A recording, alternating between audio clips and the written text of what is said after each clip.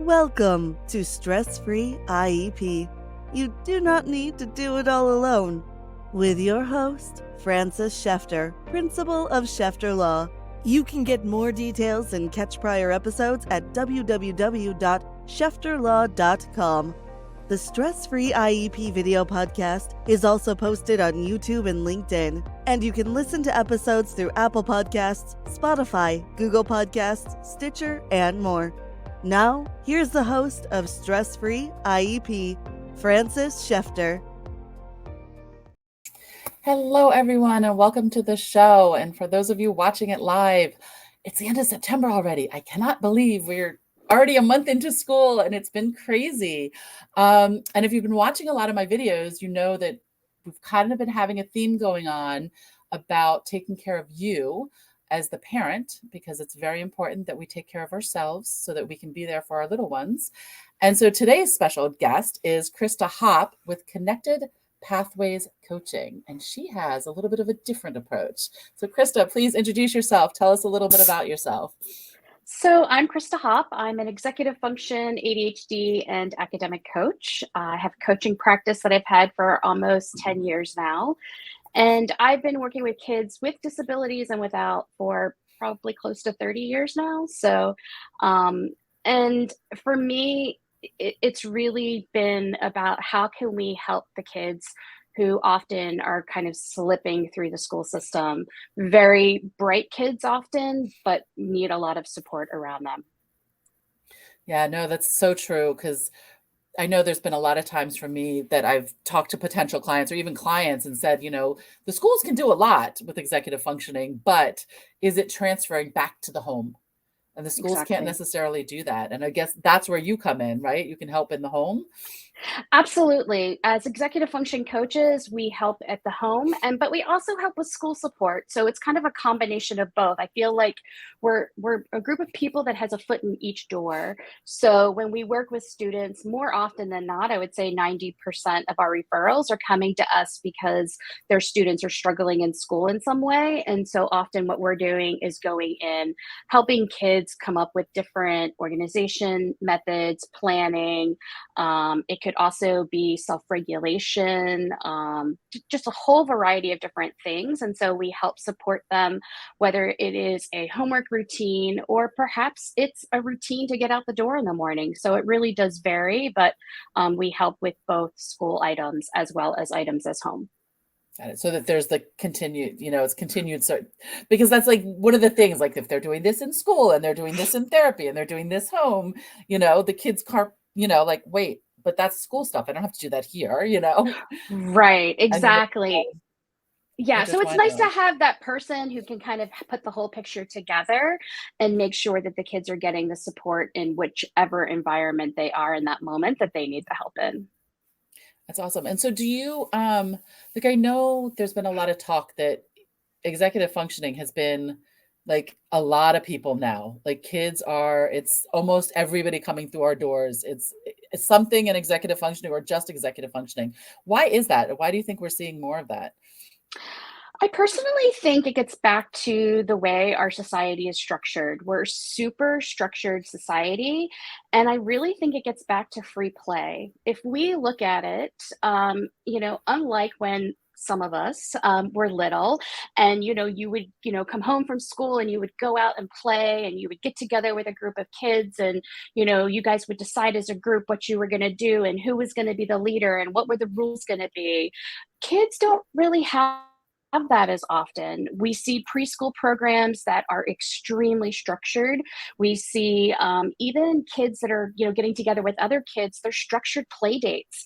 Parents are often kind of deciding what is going to be done during those activities. And so kids are not really being taught some of these crucial problem solving skills at a younger age. And so I see what's happening is by the time they get to the age where some of these things should become more independent, they just don't have those skills. Of course you went somewhere totally different because everybody's like, oh, it's because of COVID, because they're home and they didn't have to do it. Their parents were doing it for them. Well, that's what everybody's saying. Yep. And it's true to an extent, but I love that you say that, we're not, my husband and I talk about it all the time. We grew up in the era of like, you go out and when the street lights came on, you come home for dinner. right? Right, right. Yeah. And when I moved into my neighborhood now, I'm in a cul-de-sac and there were no kids. And I'm so excited because we now have a couple of families with kids and they're like constantly out in the cul-de-sac playing or going to each other's houses and coming up with games, Hmm. and having the problem solving. But I know Yes. a lot of Yeah. people don't have that because, I mean, I feel very lucky with the cul-de-sac because I feel safe in our neighborhood. Right. But Yeah. Yeah. Yeah. yeah. Yeah. So I really think it gets back to that free play. Now, has it definitely be impacted by some of these things like COVID? Absolutely. There's no doubt about it. I think kids are probably struggling more now than they definitely did 5 years ago. We're definitely seeing, and ironically, I actually think the group that we're seeing it with the most, that's not talked about enough, is actually college kids. We're seeing it a lot more in college than we are necessarily in middle school and high schoolers. Interesting. Okay. Yeah, Yeah, I mean, I could see that because I know for me at least also going to college, like all of a sudden you need to do it all by yourself. exactly. And I didn't have an IEP growing up, and I know that's something we talk about a lot in IEP meetings and with my family is about the transition stuff. And Exactly. that's Yeah. where the executive functioning comes in and the transition planning because you don't get to take your IEP to college with you, and you're not going to have somebody Yeah, doing a daily exactly. agenda. Right. And it's not even just that, right? Like I've had parents the last couple of years that have called me and have said, Krista, I'm worried they're going to remember to eat. I'm worried that, they're going to take their medicine. Or I had one person who knows that I've been kind of trying to develop this transitional program where we'll start with high schoolers and kind of really focus on these life skills. And she's like, you need to add to your list, Krista, how to address an envelope. Like, I mean, so it's really crazy, but all of these different things they're now going to be responsible for that they have to do. Yeah. Right. Yeah, I mean, you don't think about that. Like it just, the kids hit 18 and go out to college and like boom, they're expected to do all this stuff. And if you're Exactly. not taught how to do it, like how do you do it? Yeah. Some of us are lucky enough that we have parents that have taught us, but other kids might not, or their parents themselves have executive functioning issues. So if they don't have the skills, how are they going to teach it to their children? Exactly. Exactly. Yeah. Yeah. And Yeah. so, I mean, that's talking on the college level, but what age do you think kids should start with executive functioning coaches? The earlier the better. I think that ideally, when we can get students that are in third or fourth grade, usually what we like to do is start with a little bit of parent coaching, do a couple of months of parent coaching just to get that foundation in. And when I talk about the foundation, what I'm talking about is raising a child who's neurodivergent is different than raising a neurotypical child. And to be honest with you, I don't even really necessarily agree there is a neurotypical person, but that's a whole nother Okay. story, right? But understanding the brain, helping families realize that how the brain is actually structurally different. And so why is it harder to parent a child who might have ADHD or might have dysgraphia or something like this? And what can we put in at home to kind of help support that environment? So working with the parents for a few months, and then when we start to work with the kids, it's fabulous. So the younger we get them, and I've actually been told by psychologists they can actually see it. So when they go back to have these reevaluations, they are actually seeing improvements in areas of executive functioning so that they can see that a student has been working with an executive function coach. So Wow. And it's great working with the parents. And you say about raising a neurotypical versus raising neurodiverse, but like raising any child, every single one is different. yes, My girls are yes, 3 years apart, and yeah, what works for one does not work for the other. And exactly. we Yeah, joke around all the time, like that. Kids don't come with handbooks, and even if they they don't. did, the next kid's going to come along, and it's going to be a totally different handbook. So just throw it out the Yes. window. Yes. And I think that that's why kind of being an executive function coach is one of the reasons I love it so much is I often tell the kids like all of our brains are unique and if we can figure out what our brain needs in order to be successful, that's our goal. I don't want to be just another adult that's telling a kid what to do. I want them to understand, well, this is happening in my brain. So if I practice something every day, I'm actually building a neural pathway, which means that it becomes easier for me to do it. So I think kind of having that understanding that we're all unique is important too. I love that. I'm getting my kids evaluated, and that's one of the things they're like, well, why are we going? And I say, because your brain works differently, and we want to figure out how your brain is working, so how we can learn the best. And so both of them were like, okay, yay, they're so excited about going because, it's true. I remember as a teenager, I used to say, people would say I was weird. I'm like, no, I'm unique, Right. and why be Yeah. normal? What is normal? Exactly. Right. Right? There is. Right. Exactly. What is Exactly. normal? Yeah. Yeah. And so earlier the better. And you said third or fourth grade is probably best. I like that Okay. age, third or fourth. I think that they're starting to kind of put some foundational skills into place. And one of the things that we notice as coaches is that, elementary school teachers are really good about having these organizational systems in place. But one of the things that we're not seeing is that they're often not explained to kids, they're just put into place. And so when they're making that transition from elementary to middle, all of a sudden they're expected to be organized. They're expected to be able to kind of Yep. keep everything in place and to manage everything and to write everything down. And the reality is they've never been taught these systems. And so kind of if we have them at that younger age, we can start explaining the why and explaining how and figuring out what's going to work for them. And then by the time they get to middle school, we're just refining those systems and making sure that they're in place. Yeah. And that makes sense also because it's third grade is where the curriculum starts getting harder. I remember an article like way back when I was in my teaching days that talked about how if you don't catch a child by third grade, that the dropout rate is so much higher. That Yeah. it's, third grade is when that's when things change and things start getting harder. And so Right. teaching them, not saying the kids will drop out if you don't hire an executive functioning Right. coach, right? But it gets harder and the kids are It just, does. and that's when they're expected to be more responsible. I mean, my daughter's fourth grade and we talk about it all the time. Like, the kindergarten holding hands, first grade, second grade, and even third grade. And now all of a sudden, fourth grade, they have all these homework assignments that they're given assignment on Monday that's supposed to do every night during the week, do on Friday. Doing it Thursday night doesn't always work.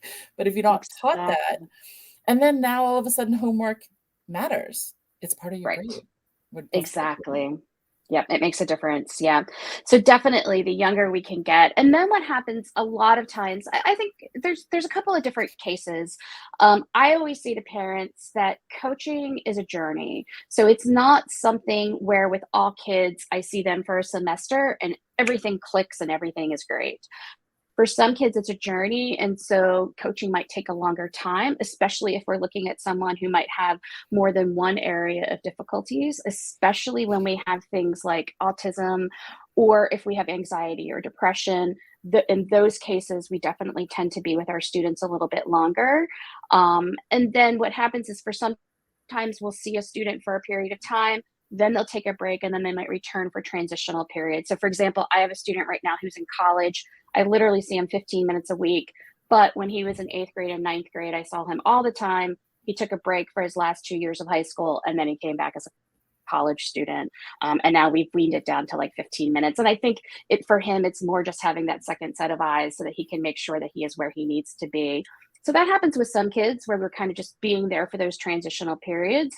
And then for other families, especially like you mentioned, how some families where the parents do have their own executive function challenges, it's easier to have that other person that is playing that role of kind of navigating everything. And so for some parents, they hire us when the kids are a younger age and we follow them to college. So we have them for a longer period of time.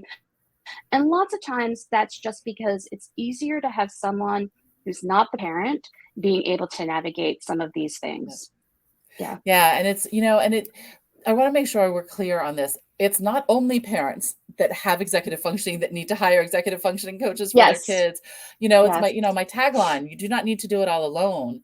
And Right. that's kind of been my theme of like, hey, it's okay to ask for help.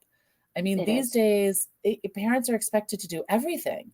They are. We're Yeah. working full time, we're cooking dinner, we're shopping, we're doing everything. And it's not only the moms, dads are doing it all too. And I don't know about everybody else, but I'm tired when I get home from work. I don't want to have the fight Exactly. with my kid for homework and making sure it's organized. And so having somebody like you come in makes life easier for all of us, right?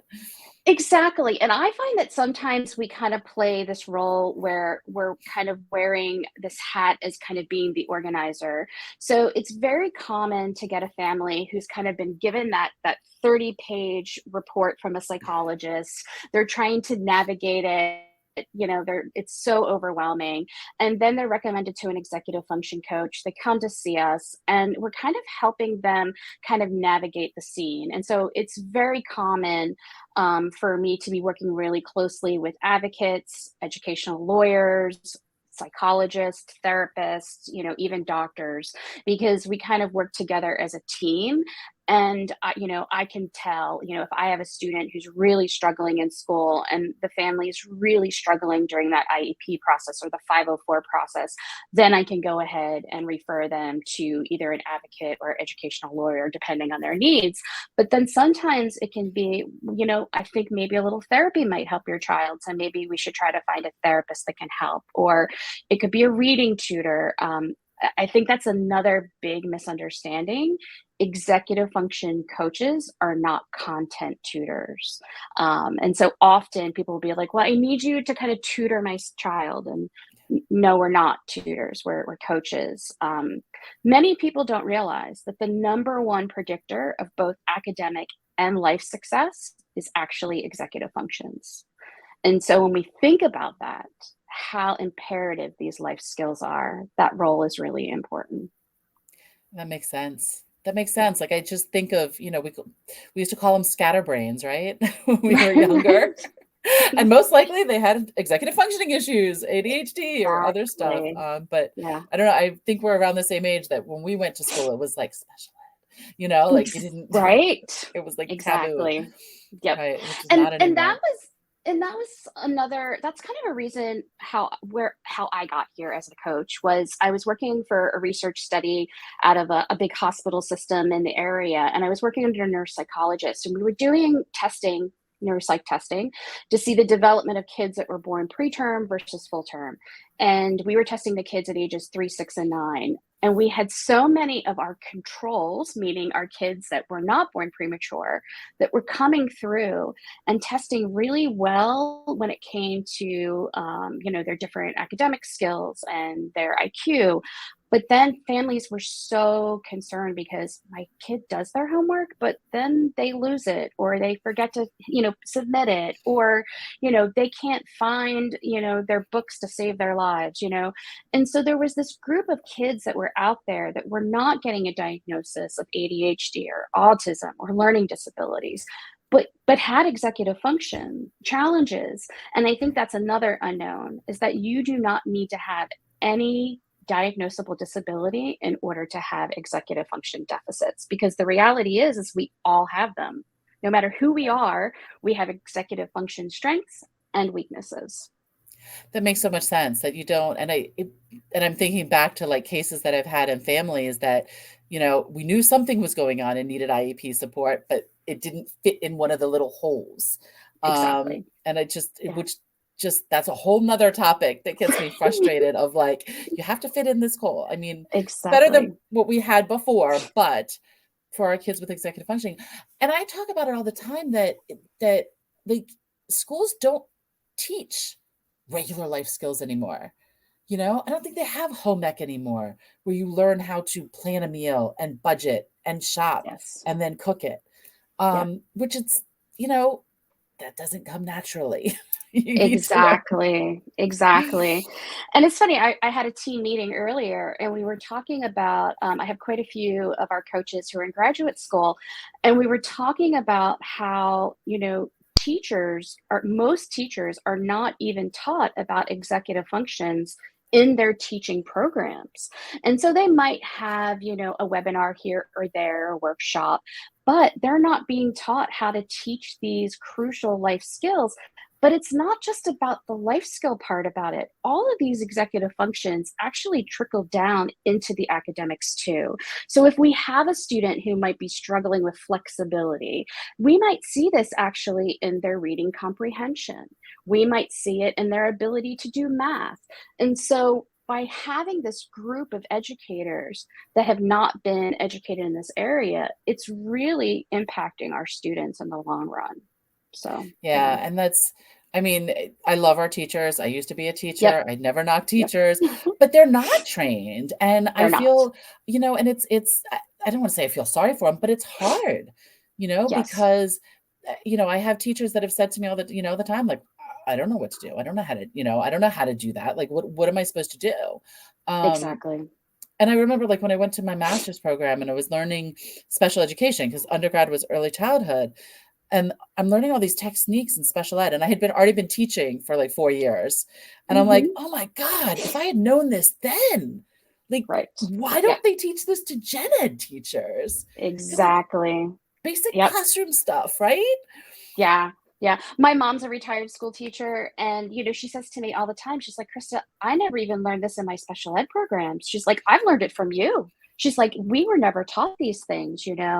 And so that's been another goal of mine in the last several years is I want to have these things accessible for both teachers and tutors and coaches. I want them to have that ability to actually understand executive function, understand the different strategies and techniques that they can be incorporating even into the curriculums that they're utilizing, just so they can help the students that are working that they're working with. And so I've created this executive function course, and I've been really fortunate to have many teachers that are taking it, and their school systems are paying for it, which is even nicer, so they're able to get that support. But so many of them are kind of giving me feedback, and they're going, I can't believe I taught for 30 years and I never knew this. Like, it's kind of crazy, Right. so yeah, so it's Yeah. been a passion of mine to just really make sure that, as educators, anybody who is working in education, whether you're a coach, a tutor, or a teacher, that we are able to kind of really support all students, not just a group of students. That is so Yeah. great. So your course, I know I wanted to talk about that. So you have an executive functioning course, but it's geared towards for teachers, or is there a different one for parents, or is it the same? What does that look like? So it's actually been created for teachers, tutors, and coaches. It's this course that is, the goal is for you to become an executive function specialist. There's modules that kind of hit on some of the main executive functions. I do a lot of brain science, talk about research, and then different strategies and techniques are utilized. And use a great video program so that you're not actually just kind of listening to kind of a PowerPoint. You actually can see some of these strategies and techniques actually being acted out with characters, because I thought it was really important for people to see it. But I've had quite a few parents that have actually taken it too, because they said, you know what, I'm not a teacher or tutor, but I'm a parent and I need this. So a lot of parents have taken it as well and find it extremely helpful. That Yeah. is so great. And I'm assuming it's on your website. It is on the website. Yep, it's executive function specialist course, and right now it's about 20 hours, and you literally walk out of it with different strategies, techniques, activities. I have everybody actually do some of the activities themselves to experience the executive function. So I'm not just giving you activities to do with your students or your children. You are actually going to experience some of those executive functions, so you really walk away with understanding what it is and then what you can do to help, whether it's in a classroom or at home. Yeah. That makes so much sense. I'm reminded of a class that I took that the teacher made us all crawl under the desks and look up at the teacher. And what do you see? And you Hmm. saw legs and a head and arms. Well, Right. what do you think kids draw when they're preschool? That's Right. why there's no Right. body. You don't see a body at that angle. And Yeah. it was an eye-opening for us of like, oh, because you don't think about that because it's been so long since we've been that young. They love that so that you make them experience it, because if you don't know, like it's hard, like if you don't know, you don't know, but Hmm. to experience it is how you really learn of what's happening in the child's brain to help Exactly. you. Exactly. Yeah. Yeah. So I've tried to make it as comprehensive as possible. And the brain science, I'm a really big believer in understanding the brain, because if we like my fourth graders know what a neuropathway is, because I just think it's so important. Again, I think part of it is just I don't want to be that adult who's telling a kid what to do. I want them to explain, like, why am I suggesting this? Why might this be a good idea? Kids are more likely to be open to suggestions if they understand the why. That So, makes sense. I've heard so many times, I've heard kids or parents, and I mean, I know it breaks my heart as well as clients when the kid's like, why am I so different? Why can't I just be normal? mhm, And that's like the whole other thing of special education. I don't even like, we all learn differently. We need to yes, have something, but it's different education. It's not, it's special education. And somebody said, it's because your kid's special, but all of our kids are exactly. special. And so I love that you teach the kids how to understand their brain. Yeah. Because if you don't understand the why, why are you going to do it? Right, Like, right. Why am I going to do something if I don't know why I'm doing it? Yeah, exactly. Yeah. By the end of the week, I'm going to have a great activity on my website, and it's one of the ones that I do a lot. I do it with all the kids, and when I used to do them in person, I used to do it in person, and it's organizing candy. But I always like to start my parent coaching that way too, especially if I have both parents present, because the idea behind it is to see, how do you naturally organize? And you're kind of given a pile of candy, and you have to organize it. But I love doing the activity because every person tends to kind of slightly do it different. And it's always nice when parents are like, "Oh, you did it that way? Like I did it this way." So to help them realize that just because they might, have organized their notebook in a certain way or they keep track of things in a certain way, that doesn't mean that's going to work for their kid. Their kid actually might need a different system that's going to work for their brain. right. Yeah. It makes so much sense. It's just and I'm even thinking on the business side of the coach, of my business coach saying like that we hire people and I'm trying to micromanage. I'm like, wait, stop. Like, I know my brain is great for this stuff, but Right. not for that stuff. And I hired my assistant to do that stuff. So step out. Mhm. Let's see how he figures it out. And you know what? He did better than I would have done. Um, Exactly. Yeah. yeah, so that makes sense for parents because we think, yeah, there are kids, so they're going to think the same way as us and their brain's going to work the same way. But nope, they're half us and half the other parent. And so, Exactly. which, Exactly. what parts and Yeah. how does it work? And I think that's another nice thing that I sometimes do with parent coaching is I have both parents do an executive function assessment on themselves. And one of the reasons I do that too is because often what I find is that lots of parents are opposites, right? Because opposites attract usually. And so kind of even helping families kind of use that information so that if they have a choice, like say mom is a better organizer than dad, well, if mom is able to, maybe she is that person who's going to help their child set up a notebook and kind of understand that, okay, let's try to set this up, but let's work a way that works for you. And let's kind of understand this. And maybe if dad is better at regulation, maybe he's the one that if he's around in those moments where a child's really having difficulties regulating themselves, he can be the one that can step in. So even just parents understanding their own executive functions can actually be a great tool for them to utilize as a family when possible. Yeah, I'm like thinking, I'm like, I need to do that because I know, I've said it to my husband before, like when we fight and stuff, it's like we both have to remind ourselves that our brains work differently. To Mhm. begin with, we were also brought up differently. Our life experiences are different. And so how Yeah, we handle something is going to be different and it's okay. exactly. Because, and Exactly. that's, yeah. And it's important to teach our kids that like, it's okay. Everybody's brain Mhm. works different. You're Yep. okay. Yep. You're not strange. You're not Absolutely. abnormal. You're not, it's okay. That activity wasn't for you. Right. Right. There's Yeah. nothing wrong with you. Yeah. So, Yeah. Somebody taught me like years ago about, and I love this analogy, of when you go shopping for a shirt and you walk into a store and you see the most beautiful shirt and it's the best shirt ever. And oh my God, I have to have it. And you put it on and it just looks awful. mhm. Is there anything wrong with the shirt? No, right? Nope. It's just not working right now, and I Ex- love that analogy for so much because he was using it in dating, but it's just like that's the thing. There's nothing wrong with you just because your exactly. best friend does it that way or you do it this way or you can't sit through a whole movie and your best friend can or whatever. That's Right. okay. Yeah. And Yeah. so do you do that assessment with the children also? Absolutely. Yeah. I think it's really important for kids to kind of be able to verbalize their own strengths and challenges.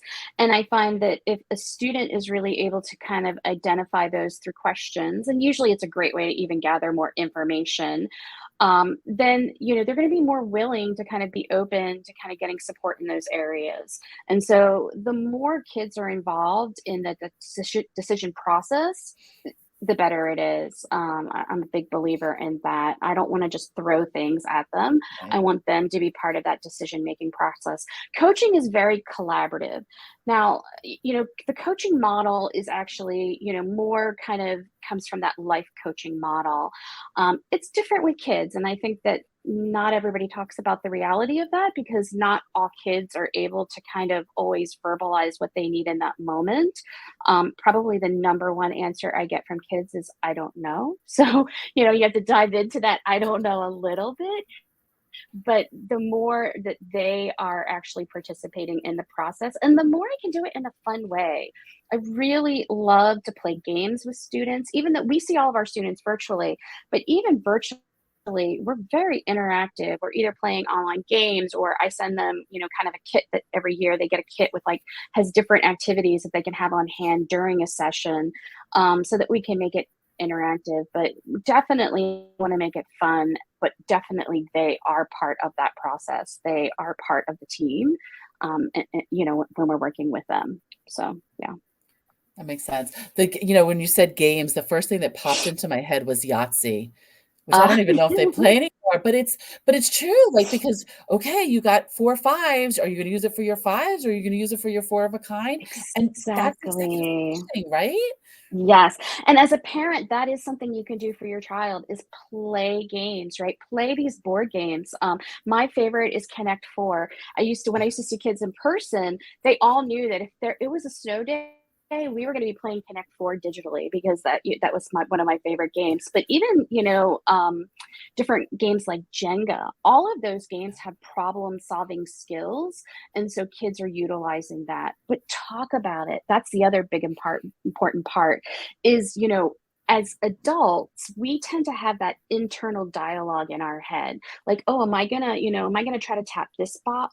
Oh, wait, that block seems like it's really stuck. I'm gonna go hit this block.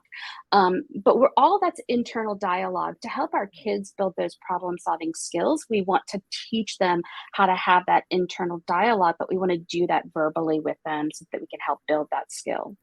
That makes so much sense. I never even thought about that. Like, my kids and I were playing Connect Four, not Connect Four, Uno last night, which is like Mhm, crazy eights. And mhm. the little one was like, I don't have any pink. And we're like, well, look, it's a three. Do you have a three? Trying to teach her Right? that and how to Yeah. do it. And I mean, to me, it came naturally, but I didn't think about when you're playing Jenga or when you're playing Corkle or, any of the other games of like talking through, because how else do Yeah. the kids know what's going on in the Yes, background? exactly. That's also another really good thing to do when you're reading with your kids because, again, we tend to read between the lines. We're tending to make assumptions about characters or about environments. And if we kind of have that external dialogue, then we're helping kids build that, which can be a really important skill as they get older and they're expecting to be like analyzing passages and things like that. So, just little things that you can do that are really so simple to put in place. It's just taking that, extra couple of minutes And it's to do so, it. like, thinking about it, like, wow, that is simple. Why didn't I think of that? But Yeah, that's because that's yeah. your specialty. So when people come in, so when a parent calls you, and just say, I don't know, I heard about this executive functioning stuff. What do I do? What does that process Mhm. look like for them? So when people reach out to me, usually what we do is just a consultation call. I want to know, what's going on with the family, what are the struggles, what's going well with the student.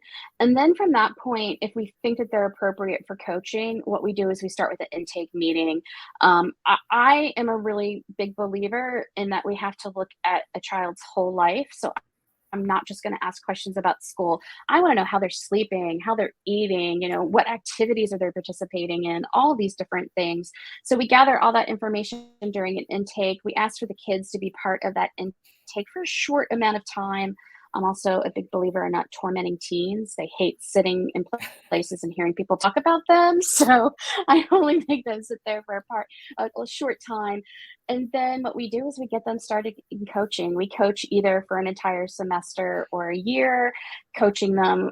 Most of our students are being coached once a week, but we have additional supports because even it was happening before COVID, but even more so after COVID, we have a lot of kids out there that need some additional support. So we even have services where we'll literally go into the portals every single day, look and see what the kid has to do, what's missing, and communicate with them.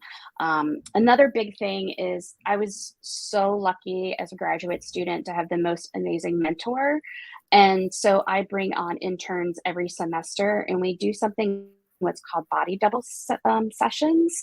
So in the world of ADHD, people tend to work better if they're working alongside someone else. And so every day at 6 o'clock and 7 o'clock, we have body double sessions virtually where students can just log in and do their homework, and they're working with an intern. It's not, again, about the content. It's about the nudging to actually get it done. It's more about, but some of our kids do need help with planning. That's another area with executive function. So when I look at writing, I look at it from an executive function standpoint, not from like grammar and things like that. I'm looking at, okay, how am I going to get my thoughts organized and from my head to the paper? And so sometimes even during body double sessions, we're helping kids with that. And so we offer parents a variety of different services, and then we work with the students. We keep in touch with the students, again, depending on the level of support they need. But it can be something like I have one student who I've been working with a lot, and we both love to bake, and she sends me pictures of things she bakes, so it doesn't always have to be, related to exactly what we're doing either. We really build rapport with our students and develop relationships. So that's another thing. Yeah, so absolutely. And so where are you based? So I'm based, I'm in Herndon, Virginia, but we actually are all virtual at this point. And the reason for that is because we're actually seeing students all over the world now. So we have students in China, Greece, Bermuda, all over the United States. So really has become more because we're just seeing people all over. And so we do it virtual. I'll say a lot of families are hesitant towards virtual. Yeah. And obviously COVID, I think, made that experience even worse. But coaching is different. It's a one-to-one experience. You're working with that student directly. And we're also very aware of, what our students need. If I have it, like I had a student last week who I met with who's in 5th grade. She literally was sitting there doing her nails our entire session. That didn't bother me because she was engaged. She was participating. Yep. And you know what? She was there. So, as coaches, we really make sure that our kids are able to be engaged. And, whether we have to get creative in that or whether it's, having them fidget in ways that are appropriate for them, we make sure that they are engaged. And I've had parents that have said to me, Crista, I never thought it was going to work. And it has. And so I think for a lot of people, it's become very convenient too, because obviously families lead such busy schedules, especially when you have more than one child. And so kind of having that convenience of having a kid being able to kind of log on can be really great to kind of have that. So, yeah. That is so awesome. And so how can people get in touch with you if they're like, oh, I need to talk to her, at least get a consultation? How should people reach out to you? So webpage is one option, connectedpathwayscoaching.com. But feel free to reach out to me personally, Crista, Crista, at connectedpathwayscoaching.com. Either of those ways are perfect. And, that can be a great way to reach me. And happy to do a free consultation to see if we're the right place for you and your family. Absolutely. Thank you so much. Yeah, absolutely. Absolutely. You've been listening to Stress-Free IEP with your host, Frances Shefter. Remember, you do not need to do it all alone.